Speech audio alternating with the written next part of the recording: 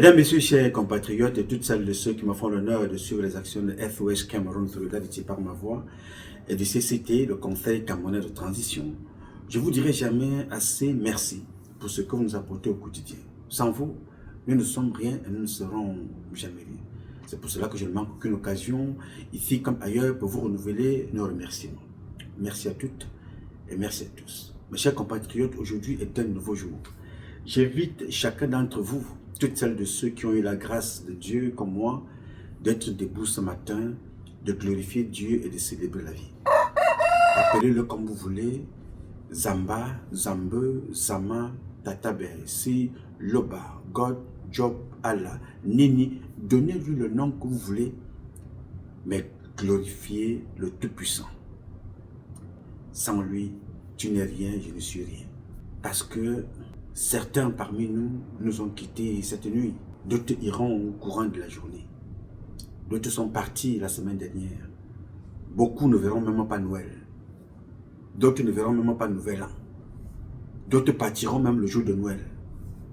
À la veille, le 24, le 25. D'autres partiront le 31 et le 1er. Chaque jour, nos parents nous quittent. Un parent proche ou éloigné. Ça va être un oncle, ça va être une tante, ça va être un père, ça va être une mère, ça va être une soeur, un fils, sa fille, votre cousine, un voisin immédiat. Il y aura toujours quelqu'un qui part. Heureusement, le mystère de Dieu veut que pendant que les autres partent, d'autres naissent. Il est très important pour toi d'écouter ce message parce que tu as la grâce de Dieu de vivre les deux événements. C'est-à-dire ceux qui partent, tu reçois la nouvelle, bien que choquante, frappante, la perte d'un parent. Mais de l'autre côté, tu apprendras que y a ta cousine qui a mis au monde un bébé. Toi-même, tu viens d'avoir des bébés. On t'appellera dorénavant Tani ou Mani. Tu viens d'avoir un bébé, ta fille vient d'accoucher, ton fils vient de se marier, ton fils vient d'avoir un bébé, ton fils vient de réussir à un examen. Il y a des bonnes nouvelles qui arrivent. Alors, toi qui as eu la grâce de Dieu de vivre les deux nouvelles, la bonne et la mauvaise, il faut capitaliser toute minute, toute bouchée d'air, de souffle que Dieu te donne. Capitalise, fais-toi plaisir. Il n'y a pas le temps à la haine. Il n'y a pas le temps à une colère inutile, parce que tu peux t'énerver inutilement. La mort t'entraîne. Ne perds pas ton temps inutilement avec ce qui ne t'apporte. Regarde le nombre de personnes qui partent au courant d'une journée et tu es là. Tu sais qui je suis, tu sais d'où je viens, tu as une maison, tu as une voiture, tu es ici, tu es quoi, on est Dieu, voilà le quotidien et vous n'apprenez rien. Beaucoup me posent parfois la question, Nouma, comment fais-tu pour toujours être serein? Je ne connais pas grand-chose. Comme je vous le dis tous les jours, moi je suis un ignorant. J'apprends tous les jours. Ici, c'est l'académie des apprenants. Je reste serein parce que j'ai compris ce que c'est que la vie. La vie, c'est l'instant que Dieu me donne là. Je parle avec vous. Je parle avec vous maintenant. C'est l'instant que j'ai. Je profite de cet instant. Je parle avec vous de temps en temps. Je bois la première matière, l'eau qui a été créée par Dieu. Et comme je vous dis d'ailleurs, quand on parle des histoires du Cameroun, buvez de l'eau. Parce que si vous ne buvez pas de l'eau, vous vous exposez à 3 maux très dangereux. Un AVC, une crise cardiaque, une hernie testiculaire. Donc, quand on parle des histoires du Cameroun, avant de commencer, buvez une bonne gorgée. Alors moi, j'ai appris à comprendre ce que c'est que la vie. Je capitalise la minute qui m'est ici, donnée par le grand architecte de l'univers. Alors c'est parlant de la vie et de la mort que je voudrais ici m'adresser à vous et présenter mes condoléances en vous parlant de l'un de nos meilleurs compatriotes, l'un de nos meilleurs fils qui nous a quittés. Il s'appelait Stéphane Sanjon. Beau garçon, comme vous voyez là. Bel homme, intelligent. Ceux qui le connaissent personnellement vous diront que c'est un garçon qui avait un rire contagieux, toujours de bonne humeur, toujours mieux placé pour te donner un bon conseil. Médecin généraliste, doué. Le beau garçon que vous voyez. Nous dit-on il est mort. Il était aussi le fils d'un autre docteur, Guy Sanjon. Donc, celui-là même qui porte la responsabilité de cette mort. Directement ou indirectement, il sait de quoi est mort son fils. Et je crains pour la suite que après Stéphane Sanjon, que ce soit l'une de ses deux filles qu'il a eu avec Diana, de son petit nom Titi. Je crains, parce que tous ces gens-là, membres du gouvernement, ils sont dans la même logique. Tuer et sacrifier pour rien. De façon directe ou indirecte, c'est leur mission. Yes, sir. Alors, ici, à mon nom personnel, au nom de toutes celles de ceux qui se reconnaissent dans le combat que nous menons au quotidien, celui de sensibiliser, celui de dénoncer, celui d'informer, d'attirer votre attention. Je m'égousille tous les jours. Je me consume comme une bougie. Je me consume comme une bougie pour vous éclairer, à vous sensibiliser. Apprentissage par observation. Je vous parle des mêmes choses depuis 33 ans. J'ai pris de l'âge en vous parlant ici. On croit que quand on parle de l'autre, non, moi je suis docteur, ça ne me concerne pas. Quand on parle de l'autre, non, moi je suis femme d'affaires, ce n'est pas mon problème. Ne m'a pas raconté sa vie. Mais pendant que je raconte ma vie, chaque jour les morts se suivent. Chaque jour, dans vos familles, docteurs, médecins, ingénieurs, avocats, et j'en passe. Alors mon nom personnel, au nom de toutes celles de ceux qui se reconnaissent dans cette sensibilisation au quotidien, je voudrais ici présenter mes condoléances à Madame Diana Titi, qui a eu 3 enfants avec Guy Sanjon. 2 filles, 1 garçon. Je voudrais ici lui présenter mes sincères condoléances. Présenter mes condoléances à ces 2 filles, aux sœurs de Stéphane. Présenter mes condoléances à la famille immédiate, à la famille atomique, aux amis, à ses camarades médecins et à toutes celles de ceux, de près ou de loin, qui connaissaient ce jeune garçon qui nous a été ôté comme ça à la vie de façon organisée. Yes. La mort de cet enfant n'est pas une mort gratuite. Elle a été organisée. Et Guy Sanjon, son père, connaît. Je ris parce que c'est un rire moqueur par rapport à ce monsieur-là, Guy Sanjon. Je ne peux pas lui présenter mes condoléances. Mais alors jamais. Il ne mérite pas qu'on lui présente des condoléances. Guy Sanjon est un homme dangereux. On vous dira que le petit, son père, lui a demandé allons au sport. Il a dit qu'il n'allait pas. Après, on l'a retrouvé mort. Il s'est sectionné les veines. Non, il est mort parce qu'il a perdu tout son sang. Vous imaginez? Mesdames, messieurs, soyons sérieux. Un enfant comme celui-là, qui a passé toutes ces années à aller apprendre pour soigner les gens. C'est-à-dire, le métier que cet enfant a décidé d'adopter dans sa vie, c'est de sauver les vies. Et lui-même, il va se donner la mort alors qu'il n'était pas malade. Il meurt sans être malade alors que son métier était de sauver les vies. C'est-à-dire que ceux qui sont malades, ceux qui ont même des tendances suicidaires, c'était lui qui était là pour parler aux gens, donner des conseils, fais ceci, fais cela. Et on vous dit qu'il est mort parce qu'il s'est suicidé. Oui, bon, on peut toujours dire, chacun peut toujours dire ce qu'il veut. Mais je veux tout simplement attirer votre attention qu'il n'est pas le premier. Personne ne saura jamais de quoi est-il mort. Parce que le système auquel Guy Sanjon appartient veut que leurs enfants, leurs épouses, leurs filles, leurs fils meurent comme ça. Organisé par le système criminel que Biya a mis sur pied pour détruire les enfants. Chaque jour que l'on parle, il faut qu'on perde un enfant pour le plaisir des gens qui ont décidé de servir Satan. Comme ça. Oui, monsieur, pour le plaisir de servir les entités qu'on ne sait pas.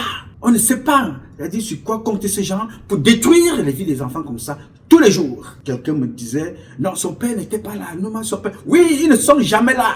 Non, ils ne sont jamais là. Même Paul Biya n'était pas là quand Jean-Irène Biya avait été assassiné. Paul Biya n'était pas là. Oui, monsieur. Milomo Joe, qui a tué Jean-Irène Biya, il était le patron de la DSP. Paul Biya n'était pas là. Paul Biya n'était pas là. Il était quelque part au Sénégal. Je pense qu'il était au Sénégal ou en Côte d'Ivoire. Mais je pense au Sénégal. Il est venu avec les lunettes noires comme ça, semblant. Pourtant, il connaît qui a tué sa femme et pourquoi. Ils ne sont jamais là. Ils vont toujours jouer les surpris. Il y a ça, ils ne sont jamais là. Paul Biya n'était pas là. Quand Jeanne Irène Biya avait été assassinée, Paul Biya n'était pas là. Ils ne sont jamais là. Et l'enquête, on ne saura jamais qui a tué Jeanne Irène Biya. On ne saura jamais qu'est-ce qui s'est passé avec le jeune Stéphane. C'est le plus intime l'appelait Stéphie. Intelligent à souhait. Chaque jour, il faut que nous perdons les têtes pensantes de cette république pour rester au quotidien avec les Nyangono, pour rester avec les Brenda Biya, pour animer la galerie. Dès qu'un enfant veut se lever pour éclairer, parce qu'on pense son père, sa mère, ou des gens qui rentrent dans des cercles compliqués, pour quel intérêt on l'exécute, on le tue et on continue. Et le père content, il joue l'innocent, il joue le malheureux, il joue le père qui a perdu son enfant. Oui, monsieur, nous sommes là face à un régime qui détruit les nôtres. Et chaque jour, nous faisons semblant. Oui, quand ça s'est passé avec Guy Sanjong aujourd'hui, on fait semblant d'aller pleurer là-bas. Les mêmes personnes qui sont dans le même groupe de criminels et de tueurs vont faire semblant de faire leur petit cinéma. Après, en attendant la prochaine victime, souvenez-vous, je vous ai parlé ici d'un certain Serge Eto'o. Serge Eto'o était le lieutenant, le gars que vous voyez là. Lieutenant. L'un des neveux de Paul Biya l'a pris, il l'a amené dans leurs histoires là. Les sodomifions, les pactes, les trucs compliqués. On lui a demandé sa femme. Une femme qui a pris cet imbécile là, cet énergumène, ce pauvre type, pauvre dans la tête parce que nous sommes nés tous riches. Parce que Dieu nous a dotés d'une richesse immense qu'aucune somme, aucun montant ne peut acheter. Cet individu a pris sa femme, la belle femme que vous voyez là. Il a pris cette femme là, il l'a amenée dans leurs histoires.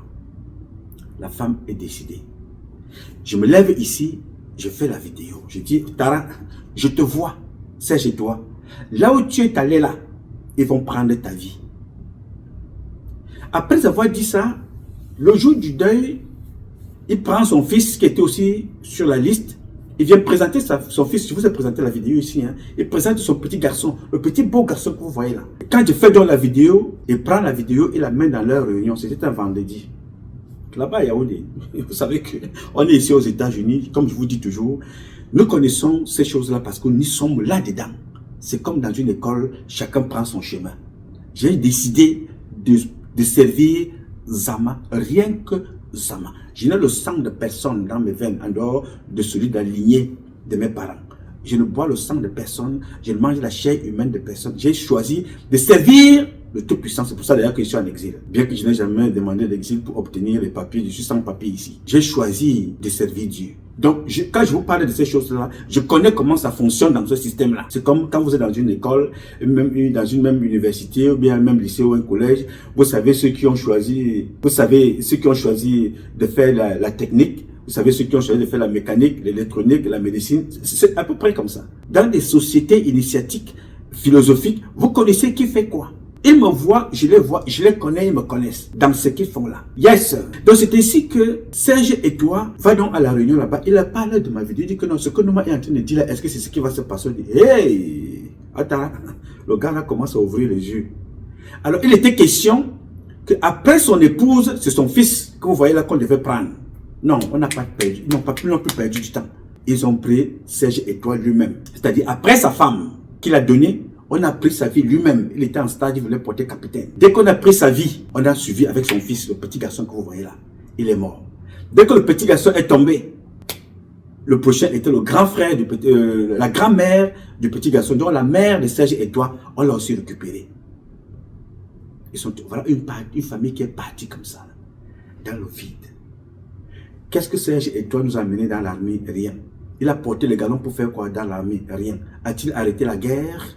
A-t-il formé? A-t-il laissé une réforme militaire quelque part? Rien.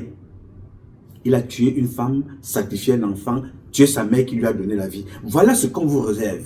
C'est-à-dire, on vous amène à croire que il faut célébrer votre réussite avec des inconnus. On dit à Serge Eto'o, tue ta femme, celle-là qui t'a pris quand tu étais caporal. Elle t'a fait des enfants. Tu la tues, tu tues ta mère, croyant que tu vas vivre et on prend ta vie.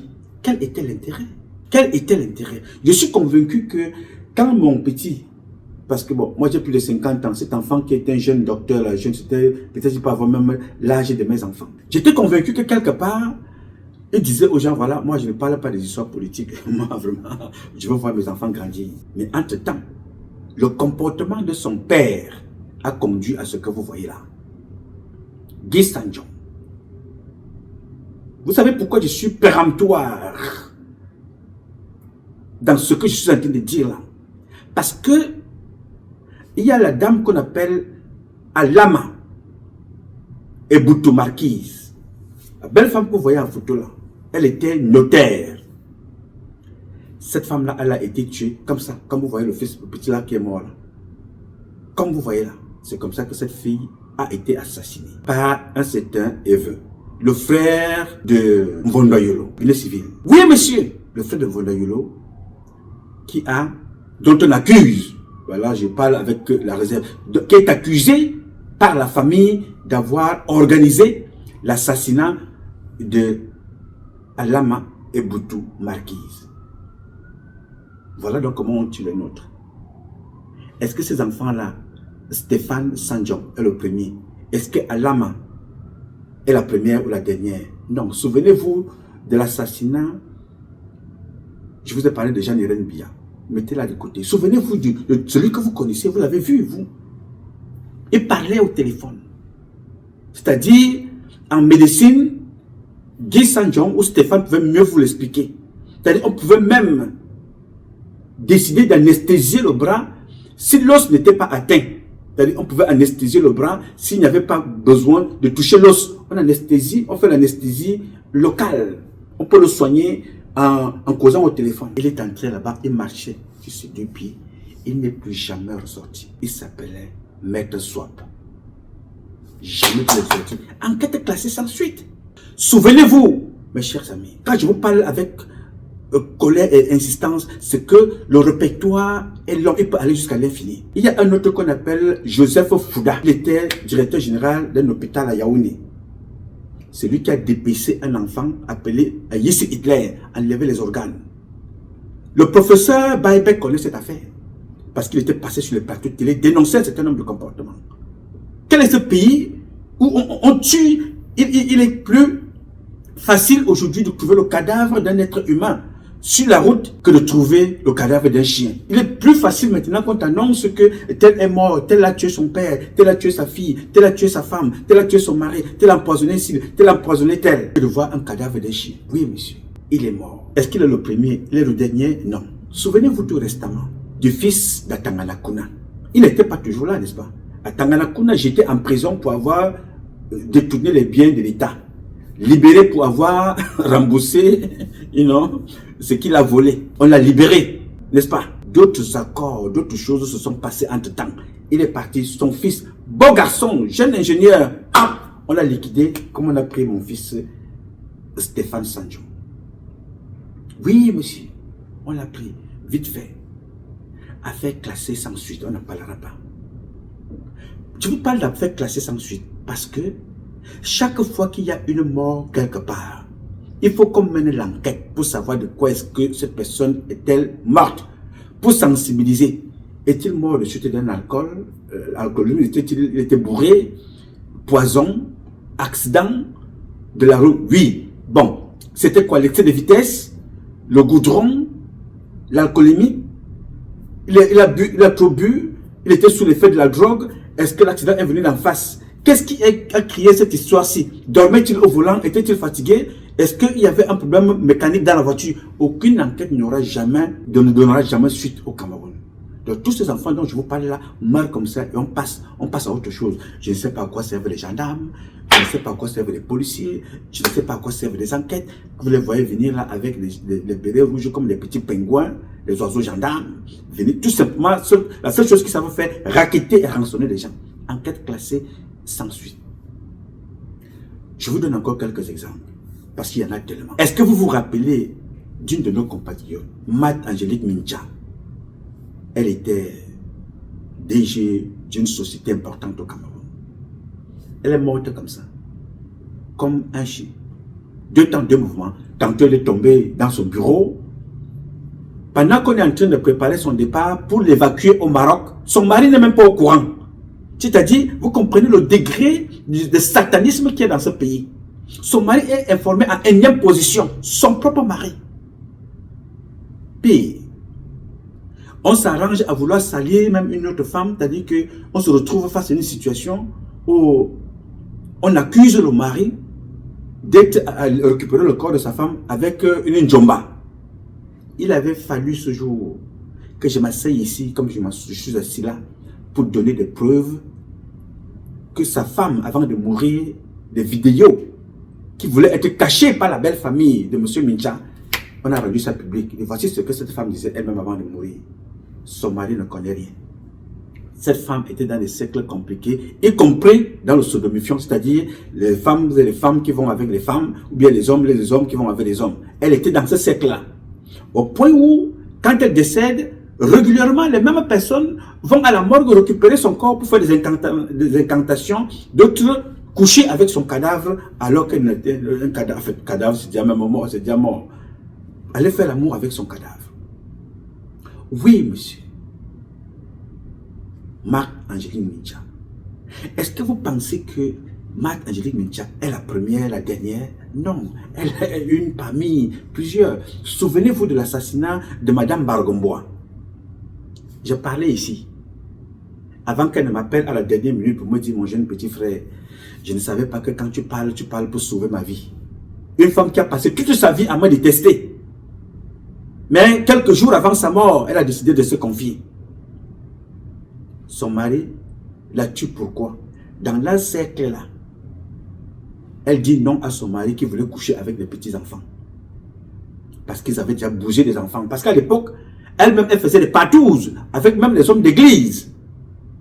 Cette femme-là, Madeleine Bargombois, elle a fini par dire non à son mari que non, Atara, laisse les enfants. Cette affaire, vous la connaissez.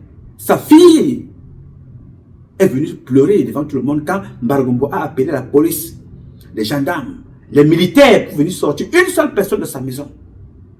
Quand je raconte ça ici, on a l'impression que nous extrapole, exagère.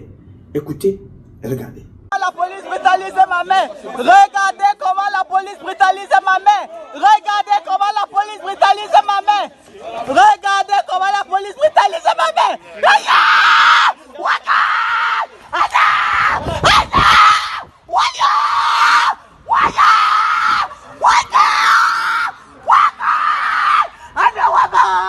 Bargombois nous a tués. Bargombois nous a tués.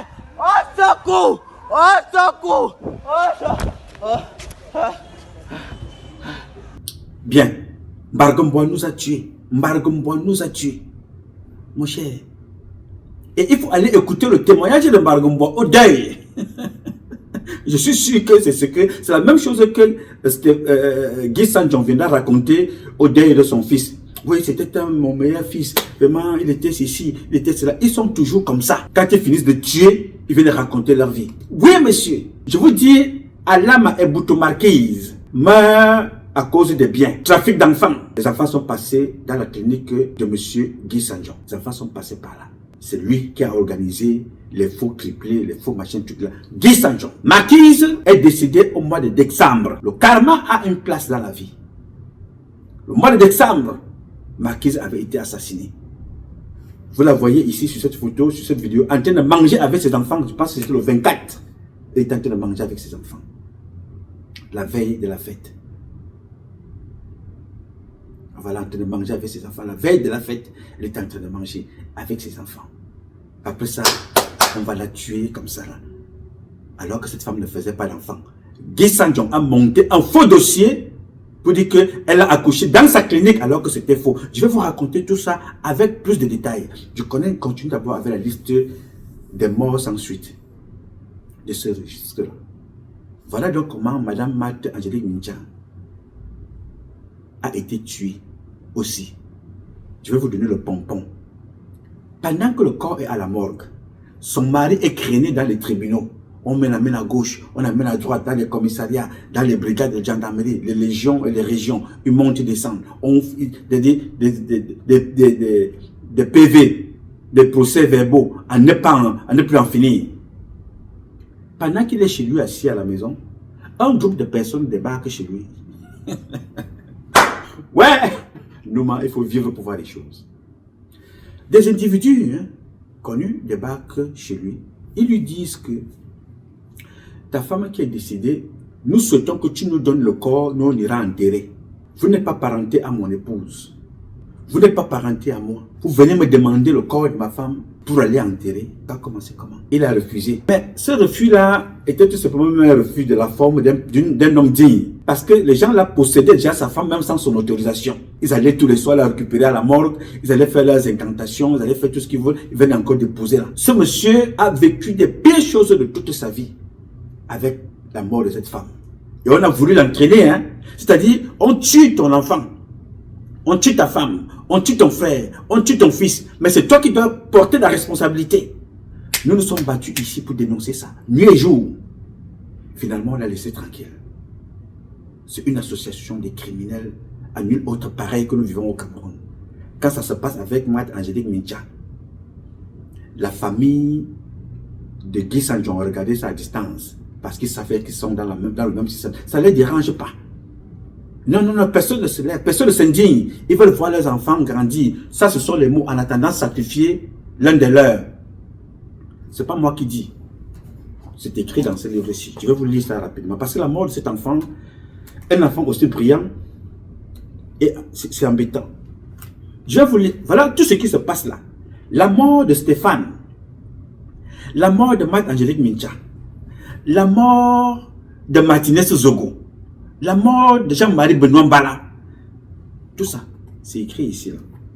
Celui qui a écrit ce livre, si je vous donnerai son nom.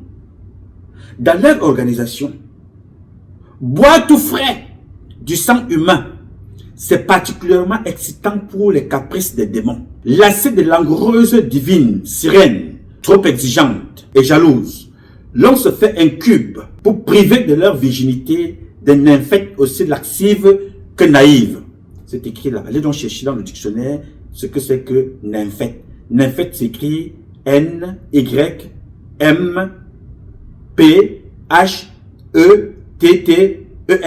Allez chercher. Ils disent ici que l'on se fait un cube pour priver de leur virginité des nymphètes aussi laxives que naïves. Cela procure de la jouvence à perpétuité. Suivez la suite, écoutez la suite. Pratiquer comme rituel de purification et allégeance l'homosexualité, c'est une haute distinction discriminatoire pour l'honorabilité de la confrérie supposée prestigieuse. Je ne sais pas si tu comprends le truc. Je vais reprendre pour toi. Écoute-moi bien. Je suis convaincu que tu n'es pas en train de boire ton vin parce qu'on parle là de la mort d'un jeune, d'un bébé. Une intelligence du pays que son père et les autres, directement ou indirectement, son père est impliqué. Le mal qu'il fait aux enfants des autres, ça l'implique. Ou alors, l'organisation à laquelle il appartient a demandé qu'il sacrifie cet enfant-là. Dans les deux cas, il est impliqué. Je prends à témoin Eboutou, Marquise. Je reprends ici. Pratiquer comme rituel de purification et d'allégeance l'homosexualité, c'est une haute distinction discriminatoire pour l'honorabilité de la confrérie supposée prestigieuse. Bien. Engager en astral des combats nocturnes épiques et suicidaires sur des avions tapis volants, bourrés de missiles incendiaires, l'ennemi redouté ne s'éliminant que de nuit.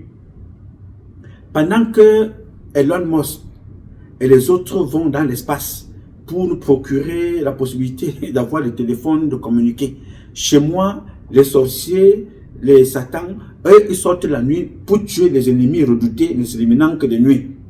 Voilà leur travail. Tuer les génies comme ils ont tué Stéphane. Je continue. Déguster de la chair humaine faisandée à l'étouffer, c'est de l'ambroisie pour l'éternité. Déguster de la chair humaine faisandée à l'étouffer, c'est de l'ambroisie pour l'éternité. Ça, c'était le repas préféré de Martin Bellinger Boutou, qui était toujours préparé par une certaine Madame Atangana. Il préparait ça au bouillon, la chair humaine. Martin Bellinger Boutou. Aujourd'hui, où est Martin Bellinger Boutou? Il vend les tissus wax en Inde. La chair humaine, a-t-elle apporté quelque chose? Bonne question. Là, c'est important dans le cas de Stéphane et les autres. Écoutez bien ce paragraphe. livré en sacrifice à la confrérie. Et tour à tour, le plus aimé de ses proches, c'est renforcer la solidarité et la respectabilité du groupe. Je vais reprendre pour toi. Listen to me very carefully. Livré en sacrifice à la confrérie. Et tour à tour, le plus aimé de ses proches, c'est renforcer la solidarité et la respectabilité du groupe. Organiser des messes sabbatiques très noires en couleur pour défier le Dieu Tout-Puissant, entouré de sa cohorte de saints, de bienheureux et consorts, pactisé avec Lucifer le diable. Doublement cornu, le plus redouté parce que le plus redoutable, un signe de fierté d'être son flambeau et de l'incarnation du mal. Voici ce qui concerne Madame Mincha, que je vous disais tout à l'heure. Forniquer avec des cadavres féminins. Forniquer avec des cadavres féminins. Bon, bref, je ne vais pas vous lire tout le livre. Méditation de prison, c'est ça ici. Celui qui écrit s'appelle Eduatitus. Donc, tout ce que nous venons de suivre là, vous venez de suivre là, et tout ce qui se passe avec toutes les morts que vous voyez là, c'est organisé. Voilà leur dictionnaire. La personne qui a écrit ce livre-ci, est-ce un scénario imaginaire? Si oui, il a vraiment l'imagination fertile. Est-ce un scénario réel? A-t-il contribué ou pas? Mais il décrit des choses qui se passent chez nous, au Cameroun. Il n'est pas le premier. Vous avez souvent vu mon jeune frère, paix à son âme, Charles Atebe-Yeni, vous parlez de la vente du sperme à Yaoundé. Je persiste. Le Cameroun n'a pas de problème. Le Cameroun n'a que le problème de son élite. C'est l'élite qui cause tous les problèmes que nous avons. L'élite s'enrichit, elle est injuste, elle est dans l'homosexualité. Regardez un journal triennal, révélation satanique d'une prostituée de luxe. J'ai vendu du sperme au ministre. Voilà le journal. On n'a pas dit qu'on a vendu au Bayam Salam ou au Motoman ou aux étudiants. On a vendu au ministre. Alors, la question c'est, quand le ministre achète le sperme, c'est pour faire quoi avec? C'est le sperme de qui? C'est ça la question. Vous avez lu le livre de Titus Edouard. Il dit que il y a des séances pour boire le sang. C'est le sang de qui? Dans la séance là, c'est qui et qui et qui et qui? Il y a un livre qui circule. Allez sur le net, Cameroun 100%. Vous entendez ce que Balango dit? Il raconte comment on tue les gens, on égorge les gens, etc. Est-ce que c'est ça que le président Paul Biya nous a promis? En 1982, le président Paul Biya a dit rigueur, moralisation, justice sociale, etc. 30 ans plus tard, nous sommes dans la vente du sperme. On boit le sang, on égorge les enfants. Voilà. La vente de sperme à Yaoundé, c'est pour aller où? Faites attention avec le corps de Stéphane. Parce que très souvent, les corps comme ça, vous arrivez quelque part, au moment de leur reprendre le corps, vous entendez que non, le cerveau n'y est plus. Oui, monsieur. En Galben 20, ils ont tué en Galben 20, les Martin Bengue Boutou et les autres que vous connaissez là-bas au palais, ils ont mangé son cerveau. Un enfant intelligent comme Stéphane. Regardez bien le corps et regardez les organes. Oui, monsieur. Le Cameroun, c'est ça. On tue. Vous avez vu ce garçon-là? Celui-ci là, Mbenga. Il s'appelait Mbenga. Jean-Louis Mbenga. L'enfant que vous voyez là. Il était lieutenant dans l'armée. Bel homme, beau garçon, condition physique impeccable, comme mon fils médecin qu'on vient de tuer là. Cet enfant-là a été tué, vous savez par qui? Jean-Louis Mbenga a été tué par un lieutenant comme lui. Il s'appelait Mbia, qui a tué Jean-Louis Mbenga. Bien. Au moment d'aller enterrer Jean-Louis Mbenga, Mbia était à l'enterrement. Il a tiré sur son compatriote. Le gars est mort. Et il était au deuil. Je vais vous montrer et démontrer ici comment ce système est tellement vicieux, dangereux et méchant pour notre génération et pour nos jeunes, pour les prochaines générations. Notre génération, la génération passée et les prochaines générations. Mbia est donc au deuil de son compatriote, camarade d'armes. Ce qui est interdit dans l'armée. Tu ne dois pas ôter la vie à ton camarade. Il a tué son camarade. Il est donc au deuil.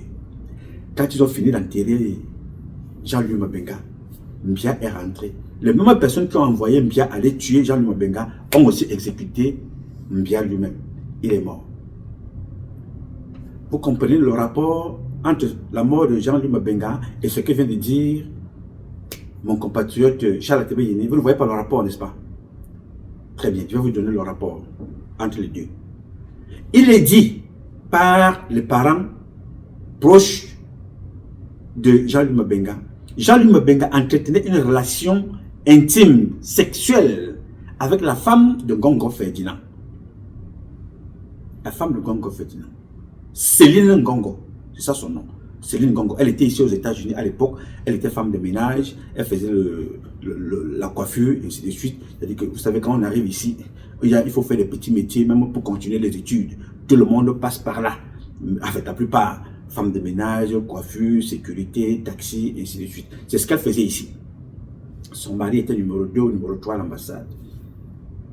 Donc, Jean-Louis Mabenga entretenait donc des relations intimes avec la femme de Ngongo Ferdinand. N'est-ce pas? Dans ces relations-là, ce n'était pas un amour normal, comme vous pouvez avoir avec votre épouse à la maison, ou bien votre fiancée, votre copine. C'était un échange de spermatozoïdes et de l'argent. C'est-à-dire que la femme de Ngongo, elle prélevait le spermatozoïde, elle est repartie avec. À un certain moment, quand tu en sais trop, et quand tu en sais trop, on t'élimine.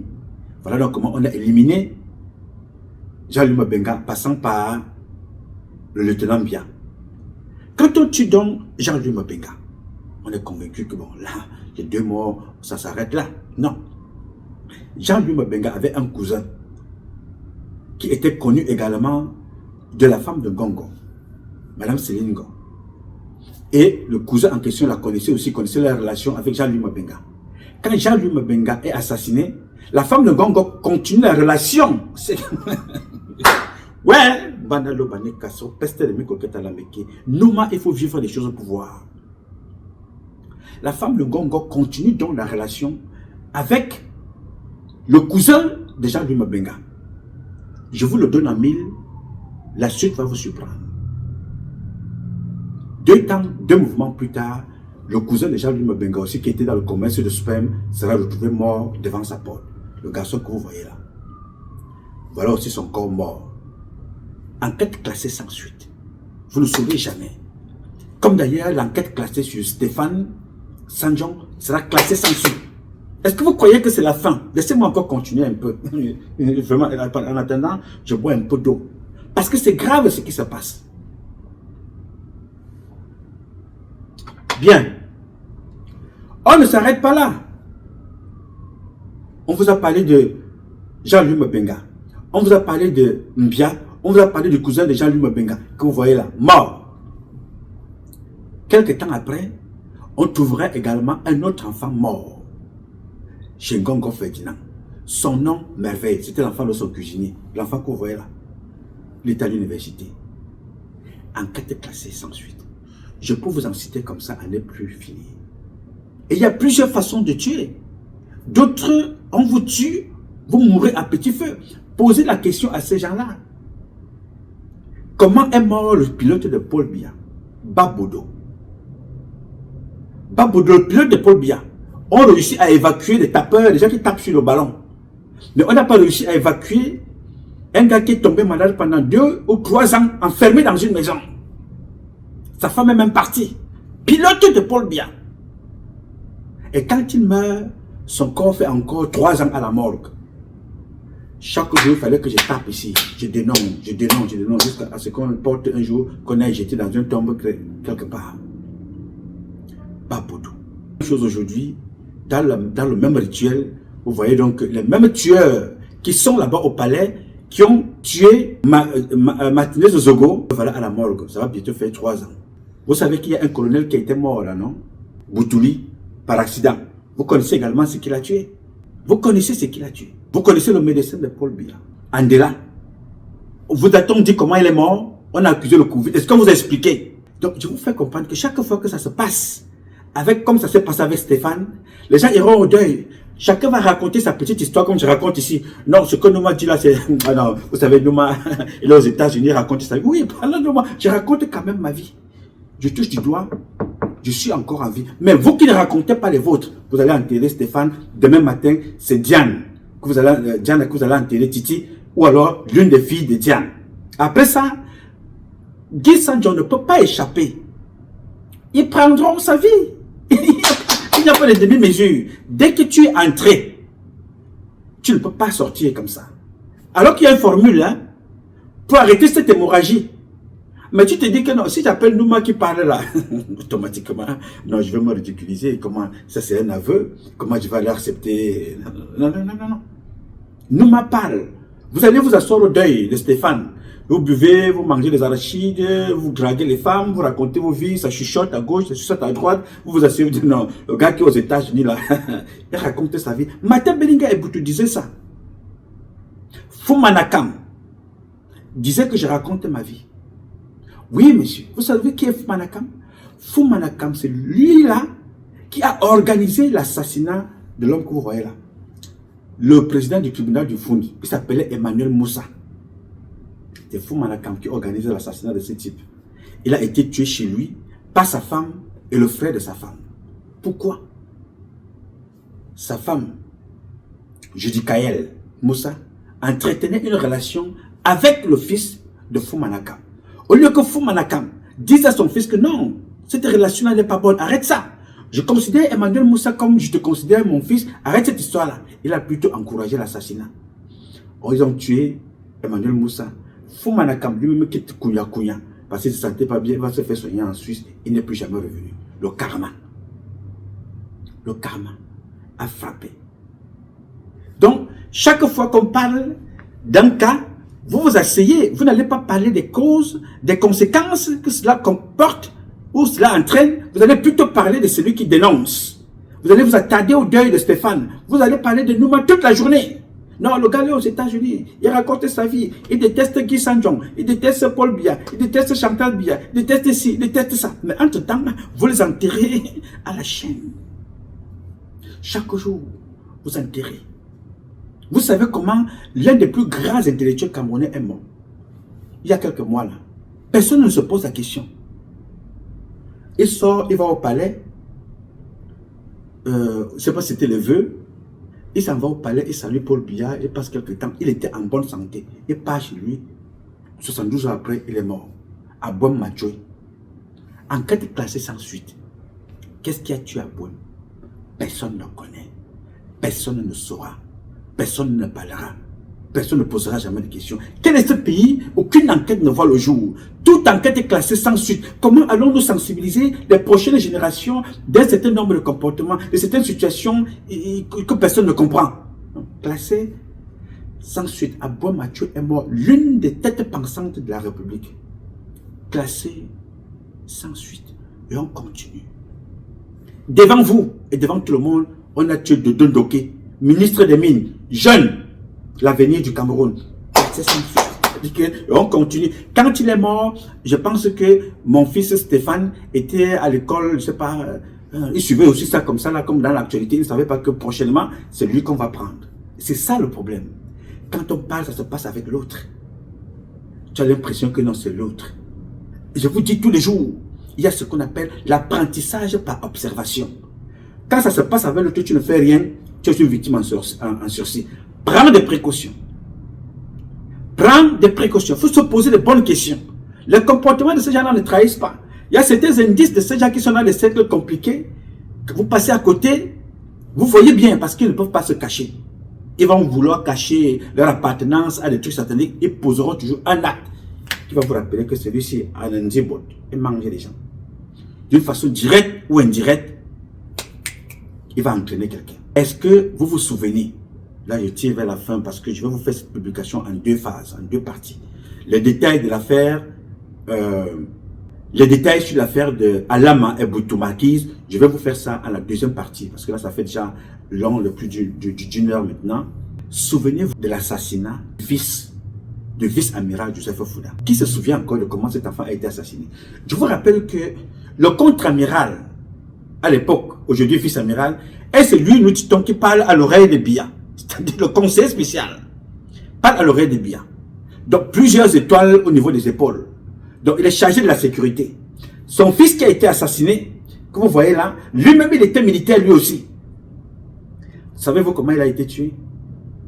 Toujours le sang qui coule, hein? Stéphane, on vous dit que non, il s'est ouvert les veines. Non, le sang, un médecin qui est là pour sauver les vies, il sauve les veines. Il préfère subir la douleur, le sang, non, il perce ça et meurt.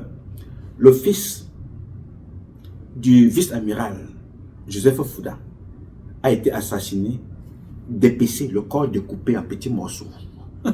Ils sont déposés sur des rails. Oui, monsieur, enquête classée sans suite. On va prendre 2 tampions comme ça ou 3, on dit en prison, alors que son père, au même titre que Guy Sandjong, savent qui a tué leurs enfants. Ils savent de quoi sont morts leurs enfants. S'ils ne savent pas, ils allaient tout faire pour que l'enquête aboutisse à quelque chose. Ne pas attendre que ça arrive à Stéphane. On allait chercher à savoir de quoi est mort Babodo, de quoi est mort le fils de Fouda, de quoi est mort Jean-Marie Bonambala, de quoi est mort le fils d'Atangalakuna, de quoi est mort. On devait chercher à savoir qu'est-ce qui a tué la secrétaire de Marafat Amidou Yaya. Elle s'appelait Christiane Sopor, découpée à la machette chez elle à la maison. Voilà la République de Paul Biya. Je te parle aujourd'hui, tu es à la maison couché chez toi. Tu vas dire tout le mal que tu connais de Nouma, tout le mal que tu peux inventer, tout le mal que tu peux souhaiter à Nouma. Mais demain matin, tu vas appeler, on verra que non, c'est ta soeur, c'est ta fille qui est décédée. Oui, monsieur. C'est un système qui est là pour détruire. Pour eux, je ne sais pas, tu es médecin. Mais vous voyez, quand tu es médecin et tu ne veux pas manger de ce pain, tu sais ce qui t'attend dans le régime de Paul Biya? On fait de toi une brochette comme ils ont fait avec Baïbek. Médecin. Baïbek, dans son actif, le professeur Baïbek, il a au moins 7000 chirurgies, 7000 opérations. C'est-à-dire ce gars a sauvé des vies à 7000 personnes. Au moins. Mais ce monsieur-là, une organisation des criminels comme les femmes d'Ongo ont réussi à dire qu'on a suspendu le salaire d'un type comme ça au Cameroun.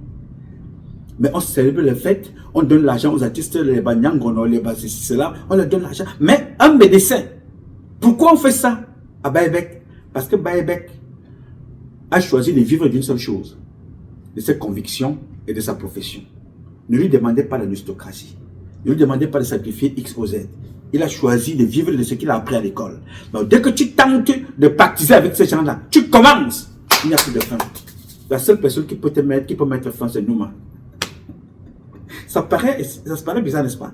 C'est moi qui peux sauver la vie de certains de cette organisation criminelle des imposteurs. Comme vous voyez là, ils s'entretuent entre eux. Alors, je vais donc conclure cette première partie en vous donnant un exemple simple. Mes chers amis, le système Biya est conçu pour que personne ne brille. Vous êtes tous au service des entités que vous ne voyez pas. Et après Biya, vous êtes tous appelés à disparaître. Pour ceux qui ont pactisé avec eux, parce que quand Biya partira définitivement, comme il est en train de partir là, il ne partirait pas avec le Cameroun. Il ne partirait pas avec tous les Camerounais. Mais ceux-là qui ont pactisé avec eux, vous serez obligés de passer par la case de justice demain, parce que les enquêtes vont se réveiller. Parce qu'aujourd'hui, dès que tu fais quelque chose, on tente d'ouvrir une enquête, on neutralise, parce que c'est le réseau. Souvenez-vous une fois, il y a un homme politique que quelqu'un avait accusé de pédophile, c'est-à-dire il couche avec les bébés. Nous dit-on qu'il avait porté plainte. La plainte n'a jamais évolué. Vous vous souvenez de ça, n'est-ce pas? Faites attention avec ce régime. Tous nos parents qui sont dans ces affaires sont des potentiels criminels. Jusqu'au moment où on lui demande de sacrifier. La plupart, tu dois sacrifier, tu dois donner. Et même quand tu es mort, on ne te laisse pas tranquille. Souvenez-vous de ce qui s'est passé avec le corps de Jean-Baptiste Bokam. Vous connaissez qui est Jean-Baptiste Bokam? Plusieurs décennies, du moins plusieurs années, secrétaire d'État à la gendarmerie. C'était le patron des gendarmes, Jean-Baptiste Bokam. Plusieurs fois, son corps a été profané à la tombe. Vous savez ce qui s'est passé? La troisième fois, quand on a arrêté le gars qui partait profaner la tombe, bon, puisqu'il avait déjà retiré ce qu'ils avaient besoin. Quand on l'arrête, c'est un membre du gouvernement qui appelle. Pour dire non, libérez-le, libérez-le. Vous arrêtez quelqu'un qui va profaner des tombes. Un membre du gouvernement demande de l'enlever, de le libérer. On le laisse et ça continue. Donc quand vous voyez des jeunes garçons là, on dit qu'on a arrêté tels, qui sont allés, profaner des tombes, ils ont pris des ossements humains. Vous pensez que ces enfants-là sont tellement très courageux qu'ils peuvent faire ça comme ça, rien n'arrive? Non, c'est parce que ce sont des enfants qu'on met en mission. Les corps qui disparaissent à la morgue, les corps qui disparaissent dans des hôpitaux, ce n'est pas quelque chose de... Non, c'est une organisation qui est mise sur pied pour faire ces comportements-là. Alors, si tu es là-dedans, sache que le moment arrivé, c'est comme ça que tu partiras aussi. Alors, tous ces gens qui ont fait ça, tous ces gens qui ont fait cela, est-ce que, où sont-ils aujourd'hui? Pose-toi cette question. Toutes les personnes qui sont impliquées dans ce que je vous dis là, où sont ces personnes-là aujourd'hui? La plupart ne sont plus de ce monde. Alors que c'était des buveurs de sang humain. Il avait beaucoup de gris-gris, beaucoup de talismans. Je ne sais pas si Mobutu a eu les plus grands magiciens de ce monde, les plus grands marabouts de ce monde, les sorciers les plus puissants de ce monde. Les magiciens, je les ai vus personnellement. Je l'ai vu boire un verre de sang humain pour son pouvoir, pour sa force, pour son autorité. C'était incroyable. Manger des chairs humaines, coucher avec des bébés, coucher avec des cadavres, envoyer des femmes aller se promener nues dans la rue. C'est-à-dire, dans leur siècle, un bébé de 5 ans commence à dire à sa mère que non, maman, moi je vais me laver tout seul. La fille dira à maman que non, maman, moi je vais me laver toute seule. Non, je ne veux plus. Même pour entrer dans sa chambre, tu dois cogner. 5, 6, 7 ans, non. Tu n'entres plus dans sa chambre n'importe comment. Mais, au Cameroun, on demande à des filles comme celle-là, va marcher nue en route. Déshabille-toi, va marcher nue dans la rue. Vous pensez que c'est normal? C'est-à-dire, aujourd'hui, un enfant doté d'intelligence, comme Stéphane, tu peux demander à Stéphane d'aller faire ça, il va te dire non. Il va t'envoyer chier parce qu'il ne mange pas de ce pain. Mais qu'est-ce qu'il faut faire? Il faut le détruire par autre moyen. Parce que Stéphane va te dire, moi je suis un docteur, je suis là pour soigner les personnes, vraiment. Ce n'est pas comme ça que je vais manger, je vais gagner ma vie, en allant m'exposer, en allant faire ci. Je ne fais pas ça.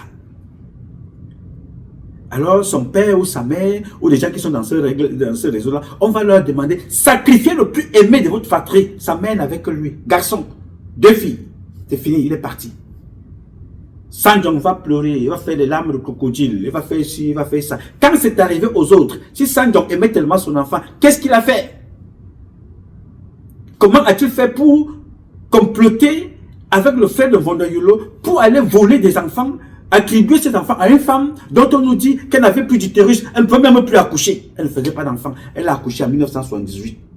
Mes sœurs, Alema Eboutou, marquise, avait accouché, elle avait 18 ans. Elle a accouché une petite fille, malheureusement décédée. Là, c'était lors de son premier mariage avec un Burkinabé. Elle n'a plus jamais accouché. Mais c'était une femme compétente dans son domaine. Alors, tellement elle avait un peu de moyens que les gens qui ne veulent pas travailler cherchent seulement des femmes qui ont l'argent pour tuer, escroquer, abuser. C'est ainsi que, d'après ce qui est écrit, Eve Ayolo Samson était son mari et un mariage qui s'est... Le pays ici, je ne sais pas, il faut plusieurs mois d'exorcisme, de prières avec les chefs traditionnels pour libérer le Cameroun. C'est-à-dire, le gars va organiser un faux mariage avec une femme qui est encore mariée, dont le divorce n'est pas encore prononcé. N'ayant donc pas d'enfant et que le gars calculait déjà les biens, il décide avec Sanjong, Guy Sanjong, de faire croire aux gens que cette femme est enceinte avec sa propre complicité ou la naïveté, où elle était prise dans un système mammophétiquement mammofeux, je ne comprends pas. Elle a porté un faux ventre pendant 9 mois pour que les Guy Sanjong et cette bande-là aillent lui attribuer 3 enfants. Je ne sais pas là où ils ont volé ces enfants-là. Donc il y a plusieurs procès qui attendent Guy Sanjong. La mort de cet enfant-ci, Guy Sanjong va répondre un jour. Nous allons mener des enquêtes et Guy Sanjong sera poursuivi sur la mort de Stéphane, sur la mort de Eboutou Marquise, sur le vol des enfants. Il y a une autre commissaire. Le commissaire est là, cette femme-là. Elle connaît le réseau de vol des enfants à Douala. Alors, mes chers amis, je vous parle de cette affaire pour vous dire que ce que je viens de citer là, c'est un caillou, c'est une poignée dans l'océan de tous les crimes qu'il y a au Cameroun, les crimes sataniques, les crimes impliqués, les crimes qui impliquent des personnalités de cette République. Les hommes et les femmes. Les femmes d'affaires, les hommes d'affaires, les hommes politiques, les militaires, des civils, des gouverneurs, des maires. Je vous assure que c'est le rituel. Ça ne veut pas dire que quand on est l'enfant d'un membre du gouvernement, tu ne dois pas mourir. Ça ne veut pas dire que quand tu es membre du gouvernement, tu ne dois pas mourir. Observez la façon dont ces enfants-là meurent de la même façon. Regardez la fille de Magloire, le ministre du Commerce, comment elle est décédée. Allez observer ça, vous allez comprendre. Regardez celle du ministre de la police, comment elle est décédée. Regardez la femme de Mbargombois, comment est-elle décédée. Regardez la femme de Paul Biya, comment est-elle décédée. Regardez Françoise de Foning, comment est-elle décédée. Regardez Elise Zaza, celle-là qui a permis que Chantal Biya soit même Chantal Biya qu'on connaît aujourd'hui. Parce que c'est chez elle que Chantal Biya travaillait, elle faisait la plongée, elle lavait les restaurants. Elise Zaza, comment avait été-elle assassinée? Mais bon sang, quelle est cette vie? Oh, si on vous donne tout le Cameroun, qu'allez-vous faire avec ce pays? Pourquoi pensez-vous qu'il faut tuer les autres parce qu'on vous a vu nu, oui, automatiquement il faut vous tuer. Parce que vous voulez garder un poste, il faut livrer les autres. Parce que vous voulez gagner un marché, il faut tuer des gens. Qui vous a dit ça? Elon Musk aux États-Unis, combien de personnes a-t-il tué? Le meilleur mathématicien camerounais dans le monde entier, c'est un Camerounais, il s'appelle Tangana. Combien de gens a-t-il tué? Biwele, le meilleur physicien camerounais, il est ici en Suisse. Biwele, le jeune Biwele, que vous voyez là. Combien de personnes a-t-il tué? Combien de litres de sang a-t-il bu? Ronaldinho, qui joue au football, combien de chairs humaines, combien de bébés a-t-il violé? Je ne sais pas. Vous avez Roger Mila au Cameroun. Combien de litres de sang a-t-il bu? Combien de chairs humaines a-t-il mangé? Thomas Nkono a un nom qui ne pourra jamais plus s'effacer. Il est là en Espagne. Combien d'enfants a-t-il tué? Combien de chairs humaines a-t-il mangé? Comment faites-vous pour détruire des vies comme ça? Donc la plupart des hommes d'affaires camerounais, la plupart des médecins, je n'ai pas dit tous, la plupart des officiers militaires, je ne parle pas de tous, la plupart des ministres, il y a toujours des exceptions, sont impliqués dans ces réseaux-là. Ils sont devenus des prisonniers. Tu dois sacrifier. Tu dois donner. Ton enfant, ta femme, ton fils, ta copine. Regardez le sous-préfet qui a tué la jeune fille à Kribi, à bout portant, pom pom pom pom avec une arme. Pourquoi? Qu'est-ce qui peut m'amener, moi, Patrice Lumala, où je suis là, de prendre une arme, aller ôter la vie à une personne, quel que soit le problème, mon cher ami, que celui qui me tue ne reste pas mourir. Le prophète, il prend l'arme et tue, pam pam pam. Vous avez vu un autre colonel, on dit que non, il a tiré sur sa fille dans la cuisine parce que sa fille voulait préparer à manger pour son copain. Pam, a fait classer sans suite. Le capitaine que vous voyez là, il est mort dans une cellule. Au même titre que Anissa Ekane. Mort dans une cellule, capitaine, enquête classée sans suite. On n'en parlera pas. Mais quel est ce pays? Que faites-vous avec des tenues? Que faites-vous avec des toges en tant que des magistrats? Que faites-vous avec des tenues en tant que des enquêteurs, des policiers et des gendarmes? Ou pour aucune enquête. Toute enquête est sujet à haute instruction. Souvenez-vous de la guerre entre le ministre Laurent Esso et le criminel Ngongo Ferdinand concernant à Tanganakuna, au point où le ministre était sorti. Il dit résister aux hautes instructions. Qu'est-ce que c'est que cette histoire? Sur haute instruction, libérez tel. Sur haute instruction, faites ici. Sur haute instruction, ne faites pas ceci. Sur haute instruction, ne faites pas cela. Pendant ce temps, on tue, on viole, on rançonne, on kidnappe, on agresse, on profane, on déterre, on vend les ossements humains, on vend des vies, on vole des bébés. Tout ça au Cameroun, nous avons un président. Nous avons quelqu'un qui vient de voler une élection pour dormir. Voilà sa femme Chantal Biya. On lui dit non, Chantal Biya ne veut pas rentrer. Elle ne veut pas rentrer au Cameroun parce qu'on a dit que Ngongo Ferdinand doit quitter le pouvoir. Tant que Ngongo Ferdinand est là, vraiment, Chantal Biya se sent bien, ainsi de suite. Comme le président a dit que Ngongo ne sera plus là, Chantal Biya ne veut pas rentrer. Vous voyez un pays comme ça?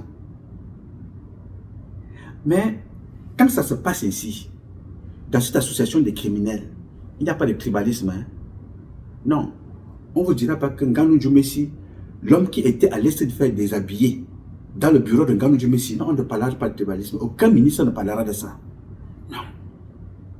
Non, non, non, non.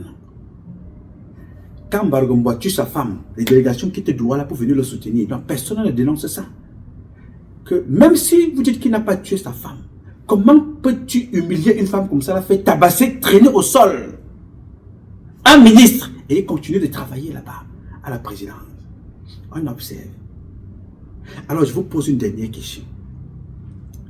Nous sommes le seul peuple au monde, dans tout le monde entier. Le numéro 1 parmi nous, c'est Paul Biya. Le plus riche parmi nous, c'est Paul Biya. Celui qui a la décision de vie ou de mort, c'est Paul Biya. Paul Biya là, tous ses enfants sont fous. Ce n'est pas une insulte. C'est un constat qui résulte d'un raisonnement. Donc si Paul Biya a réussi, que tous ses enfants, y compris sa femme, deviennent bêtes, fous et folles, qu'attendez-vous qu'ils fassent des nôtres? Les prochains Stéphane Sanjan. Les prochains Jean-Louis Mabenga. Les prochains Mbia. Les prochains Maître Sop. Les prochains Christian Sopo. Les prochains Martinez Zogo. Les prochains Jean-Marie Benoît Mbala. Les prochains Colonel Boutouli. Les prochains Bibingota. Les prochains Jules Koumkou. Les prochains Charles Atebeyini. Les prochains. N'attendez rien de Paul Biya. N'attendons rien de ces gens. C'est une organisation criminelle. Le dire ici, ce n'est pas s'attaquer à qui que ce soit. Je décris ce que vous voyez, ce que vous vivez. La différence entre vous et moi, c'est que j'ai pris mon courage d'en parler. Et ça fait 33 ans. Janvier, dans quelques jours, ça va faire 34. Je parle. J'attire votre attention. On vous a lié comme ça, dans les morgues. Chaque jour, vous êtes à l'ouest. Membre, je m'en vais au deuil. J'ai perdu un cousin. Oui, non, je m'en vais au deuil. Le fils de tel est mort. Oui, je m'en vais au deuil. Tel, mon oncle est mort. Oui, je m'en vais au deuil. Ma femme vient de mourir. J'ai perdu ma femme par accident. J'ai perdu ci, j'ai perdu ça. Aucune enquête ne sera éclairée. Ne pourrait éclairer le peuple. Là, je parle de l'ouest. Le sud n'est pas différent. Le grand centre n'est pas différent. L'est n'est pas différent. Le nord-ouest, le sud-ouest n'est pas différent. On respecte quoi dans ce pays? Qu'est-ce que nous respectons chez nous? Pourquoi voulez-vous que Donald Trump nous respecte quand il n'est même pas capable de nous respecter nous-mêmes? On ne respecte pas l'intelligence. Stéphane, on tue. On ne respecte pas ceux qui travaillent. Matt, Angélique Mincha, on tue. On ne respecte pas les intellectuels. On tue. On ne respecte pas les footballeurs. Regardez ce que deviennent les footballeurs. Aujourd'hui, on dépend des milliards et des milliards. Regardez qu'est-ce qu'ils deviennent au Cameroun. Pour soigner un footballeur au Cameroun, il faut cotiser. Pour soigner un musicien au Cameroun, il faut cotiser. Ceux qui sont appelés à soigner tout le monde, il faut les tuer, comme on a tué Stéphane. Et il ne faut pas s'attaquer à celui qui tue. Il faut s'attaquer à celui qui dénonce ce système. Oui, monsieur, il faut s'attaquer à celui qui dénonce ce système. Tout à l'heure, je viens de lire, on vient de m'envoyer un document là.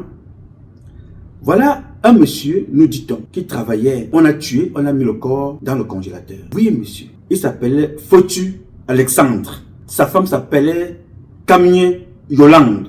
Et ils avaient un bébé, Fokam Dieudonné. Ils ont été tués il y a quelques jours. On a mis les corps dans le congélateur chez eux à la maison. Je peux vous donner le résultat de l'enquête. Classé sans suite. Ce que je viens de vous dire là. Un couple, nous dit-on, qui travaillait à la banque. On a tué le mari, on a tué la femme, on a tué le bébé, poignardé, le corps poignardé, perforé avec le couteau. Les corps ont été mis dans le congélateur. J'apprends que le frère, je vais enquêter là-dessus, je vais revenir. Il y a quelque chose d'intéressant là-dedans. En fait, pas intéressant dans la mort, mais il y a un lien de fait et cause. Les gens qu'on nous vient de tuer, que je vais donner le nom là, le frère, il travaille à la présidence, nous dit-on, il est magistrat. Il vient d'être affecté à la présidence. Oh, il vient d'être affecté à la présidence. Ça peut poser beaucoup de questions. Ce monsieur qui travaillait à la banque, sa femme travaillait à la banque, qu'est-ce que le bébé avait à faire? Ils ont tous été tués de façon barbare, poignardés, le corps jeté dans le frigo. Mais c'est l'organisation criminelle là-bas où le monsieur là travaille là-bas, il vient d'aller, ça fait peut-être 2 ou 3 mois. L'enquête ne vous dira jamais rien. Ça s'est passé il y a quelques heures. Voilà le Cameroun. Nous pleurons donc Stéphane, à chaudes larmes. Est-ce que pleurer Stéphane, ce sera suffisant? Non. Demain, vous allez pleurer Diana. Demain, vous allez pleurer Guy Sanjon lui-même. Demain, vous allez pleurer l'une de ses filles. Ou bien vous allez pleurer ses filles. Peut-être d'autres de cet enfant. Demain. Parce que c'est un endroit où dès que tu rentres, ça devient comme, c'est-à-dire tu deviens prisonnier. Yes. Alors qu'il y a des possibilités d'en sortir. Malheureusement, vous allez vous asseoir à la veillée. Vous allez parler de Nouma toute la journée. Le gars là, il parle depuis 30 ans. C'est le plus vieux des activistes.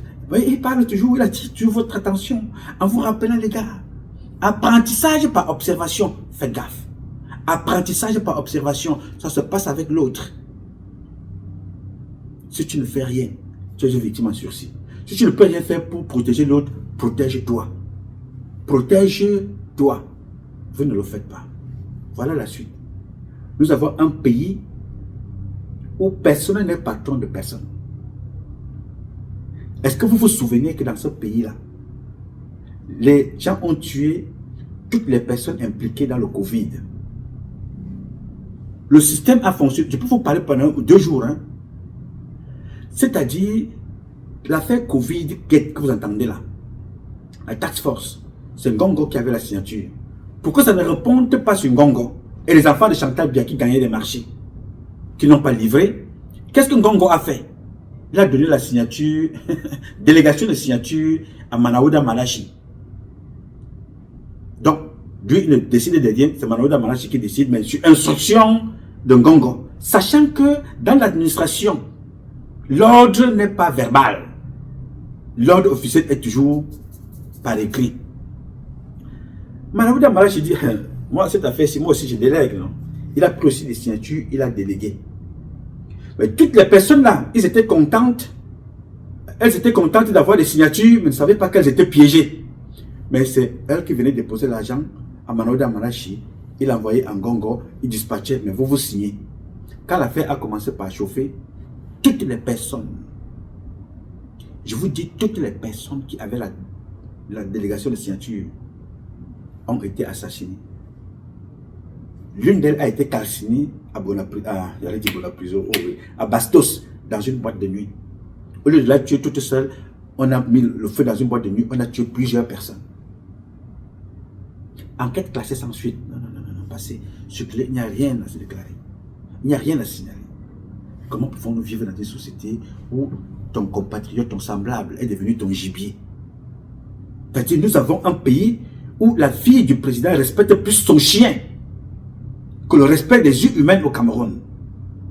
C'est-à-dire, ces gens-là nourrissent les animaux dans leur maison, nourrissent des serpents et détruisent les vies humaines. Et on regarde. C'est celui qui parle ici, qui dénonce ça, qui a un problème. Mon cher, Stéphane Sanjon n'était pas du sud ni du centre.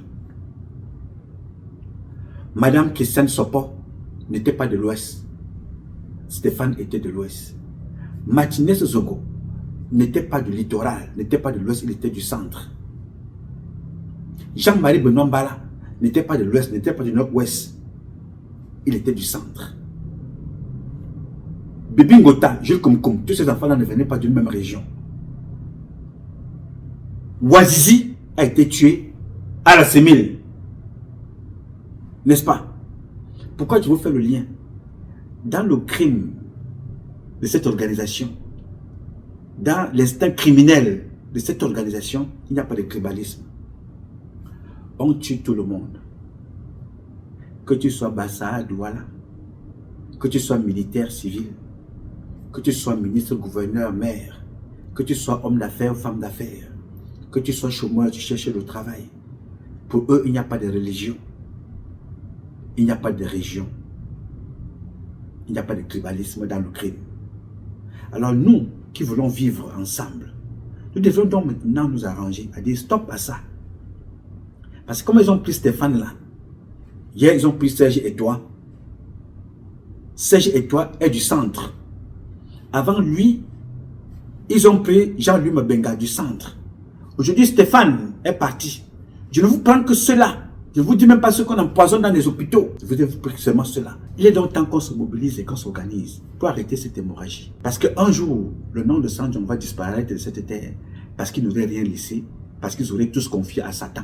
À un régime qui détruit les vies. Oui, monsieur. Parce que le nom de Paul Biya, qui va le porter? Qui va porter le nom de Paul Biya? Ceux qui portent le nom de Paul Biya aujourd'hui, c'est encore pour le racket. Le jour où Paul Biya ne sera plus définitivement là, les gens vont changer de nom. Parce que Paul Biya a détruit tous ses enfants. Donc il ne pourra rien faire pour nos enfants. Il ne fera rien pour vous. Voilà le président Paul Biya qui va vers la fin. Il ne marche plus. On ne le voit plus. Je suis resté pendant plus de 33 ans sans fonction, sans poste. De ça, j'ai vu, il y a eu des directeurs généraux. D'autres sont les directeurs du cabinet civil. Martin Benengue-Bouto. Ils vendent des tissus wax en Inde. Vous avez vu des premiers ministres, d'autres directeurs généraux qui sont en prison. Entre eux et moi, qui vit bien? Entre eux et moi, qui est libre? Entre eux et moi, qui a la puissance de Dieu? C'est moi. J'ai la puissance de Dieu. J'ai la bénédiction de Dieu. J'ai le sang de Dieu qui vit en moi. Que personne ne te trompe. Que porter le rouge est une puissance. Faux. Archi faux. Alors si quelqu'un te dit que le rouge est une puissance, pose-lui la question. Le sang qui coule dans ton corps là, c'est quelle puissance alors? Qu'on ne vous entraîne pas dans ces choses-là. Faites attention à vous. Il n'y a qu'un seul Dieu sur terre. Un seul. Il n'y a pas de Dieu. Et ce Dieu-là ne vit pas ailleurs. Il vit dans le corps que tu vois là. Il vit dans le tien. Que personne ne te le promet. Il est en toi. Manifeste-le. Permets-le de vivre. Ne donne pas l'occasion à des esprits maléfiques de venir s'installer dans ton corps. Satan là, il vit dans le corps de chacun. Il ne se manifeste que si tu le nourris. Oui, parce que chaque personne a la capacité de faire du mal. Pourquoi nourris-tu la volonté de tuer l'autre alors que tu es incapable de donner le bonheur à l'autre? Oui, c'est ça. Satan, c'est ça. Tu ne verras jamais Satan avec les cornes sur la tête. Jamais. Mais les gens que tu vois enfermés tous les jours là, oui, on a arrêté tel. Il a tiré sur 15 personnes en Australie. On a arrêté tel. Il a tué 2 personnes aux États-Unis. On a arrêté tel. Il a tué 11 personnes dans une université aux États-Unis. On a arrêté tel. Est-ce que tu as déjà vu quelque part, on te dit qu'on a arrêté Satan avec les cornes sur la tête en train de tuer les gens? Non. Parce que Satan te ressemble. Satan me ressemble. Il vit dans le même corps que tu vois là. Il ne faut pas le nourrir. Élève Dieu, chasse Satan de ce corps. Chasse-le parce que c'est le temple de Dieu. N'invite pas Satan. Parce que dans la vie que nous menons aujourd'hui, il faut te rappeler une chose. Aussi longtemps que tu feras le bien, aussi longtemps que tu feras le bien sur cette terre, la récompense est à l'infini. Mais aussi longtemps que tu feras le mal, les conséquences, tu les connaîtras aussi jusqu'à l'infini. Mes chers amis, je me lève le matin, je suis l'homme le plus heureux. Ça ne veut pas dire que je n'ai pas de problème. Je ne m'encombre pas de ce qui ne m'apporte rien. Je n'ai pas besoin de te jalouser. Je n'ai pas besoin de t'envier. Mais je vais t'admirer. Et je vais m'inspirer de ce que tu fais pour mieux faire. C'est pour ça que je vends l'eau. Je suis un vendeur d'eau, mon frère. Je vends l'eau. J'aurais pu travailler dans mon domaine de sécurité. Mais malheureusement, j'ai refusé l'aristocratie. J'ai refusé d'aller tuer les Bamileke. J'ai refusé d'aller tuer les Bétis. J'ai refusé d'aller tuer les nordistes. J'ai choisi être moi. Et que Dieu m'accompagne dans ce que je fais. Ceux qui ont donc choisi le contraire, vous les enterrez tous les jours. Ne sois pas la prochaine victime. Oui, monsieur. Il faut que ce message-ci t'inspire quelque chose. Nos universités sont pourries aujourd'hui avec ce qu'on propose aux enfants. Vous avez vu l'église, l'université catholique à Yaoundé. J'y reviendrai. Avec son directeur, là, ou son recteur, je ne sais pas comment on l'appelle là, Tchungi. Je reviendrai sur celui-là après. Ce n'est pas le moment. On parlera de lui après les fêtes. Qu'est-ce qu'il faut respecter au Cameroun maintenant? L'église Walloup, les imams Walloup, les chefs traditionnels sont devenus des PD. Chefs traditionnels. C'est-à-dire que les gens qui sont dépositaires, les garants de nos us et coutumes, deviennent des PD en plein jour. C'est-à-dire le corps est souillé. C'est-à-dire sa parole ne vaut plus rien. C'est les gens qui font la queue chez Paul Biya nuit et jour. Ils vont prier pour Paul Biya. Ils vont prier pour sa femme, les chefs traditionnels. Ça ne marche pas. Parce qu'ils sont devenus des sodomifiants. Les prêtres vont prier pour Paul Biya. Plus ils y vont, plus Brenda Biya est folle. Plus ils y vont, plus Chantal Biya est dans l'adultère. Et trompe son mari. C'est vous qui le dites, hein, c'est publié partout là. Qu'elle soit avec Gongo. Mais vous allez bénir quoi là-bas? Les prêtres y vont. vont faire des messes. Les papes défilent, mais le pays sombre. Et nous continuons à croire aux esprits maléfiques. Pendant que vous perdez les enfants les plus importants de vos familles, Stéphane, vous allez le remplacer par quoi?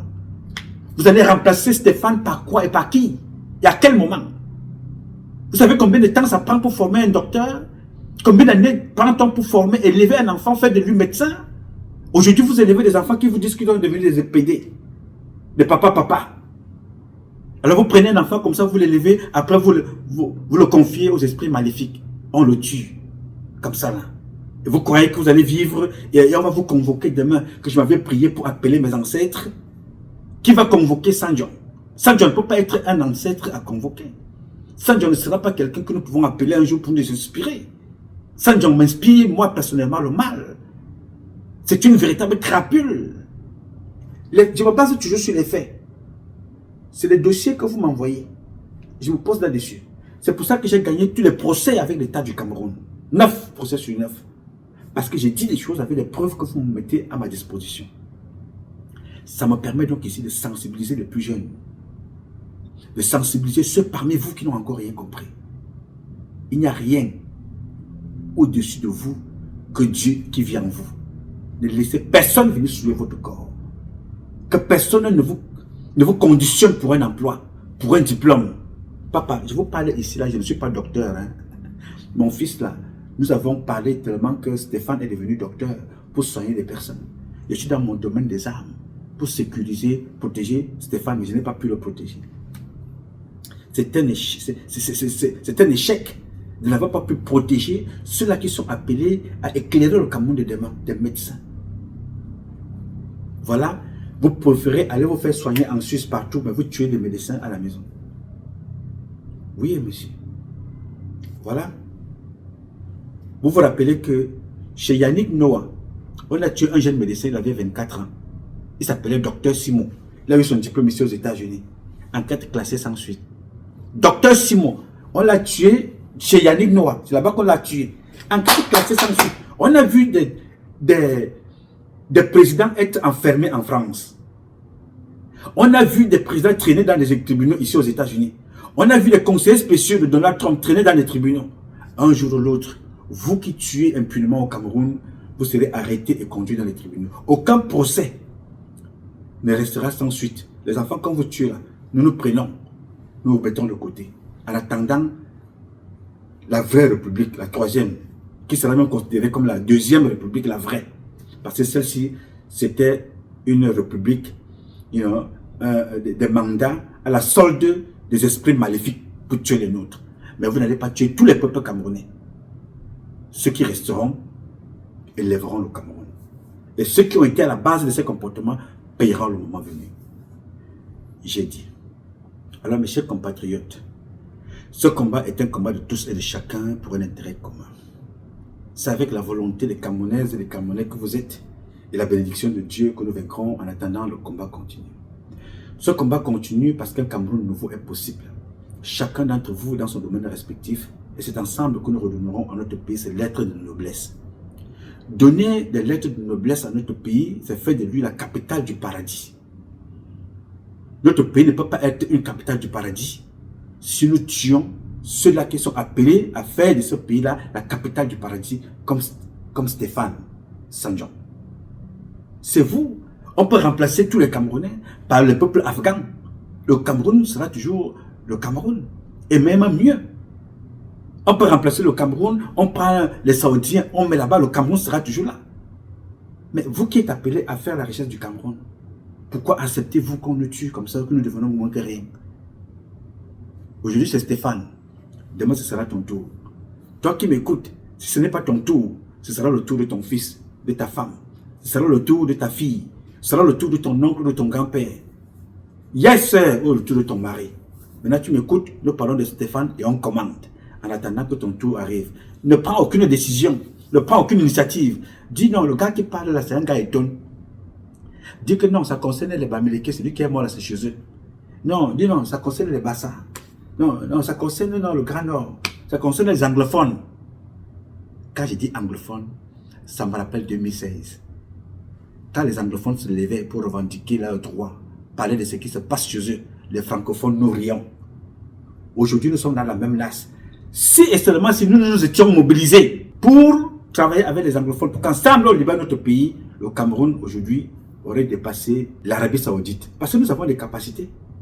Oui, nous avons des capacités. Nous avons des enfants trop intelligents. Mais on a considéré que c'était les anglophones. Aujourd'hui, c'est Stéphane. Hier, c'était Martinez Sesego. Jean-Marie Benoît Mbala. Oui, monsieur. Hier, c'était Angalba Mvan. Oui. Jusqu'au jour où ça t'arrive. Arrêtons dans cette hémorragie si nous voulons rentrer dans l'histoire et que le nom de chacune des familles se perpétue éternellement. Ce n'est que dans l'action et la retransmission des valeurs et protéger ces valeurs culturelles, éducationnelles, traditionnelles. On ne rend pas ces valeurs pérennes dans le vide. On les rend pérennes en les transmettant aux humains, aux prochaines générations. Alors arrêtez de tuer, arrêtez de vous faire tuer et arrêtez de laisser tuer. J'ai dit, je m'appelle Nouma Patrice Freeman. Je réponds au 001 551 666 1027. I love you, but I love you more. Thank you.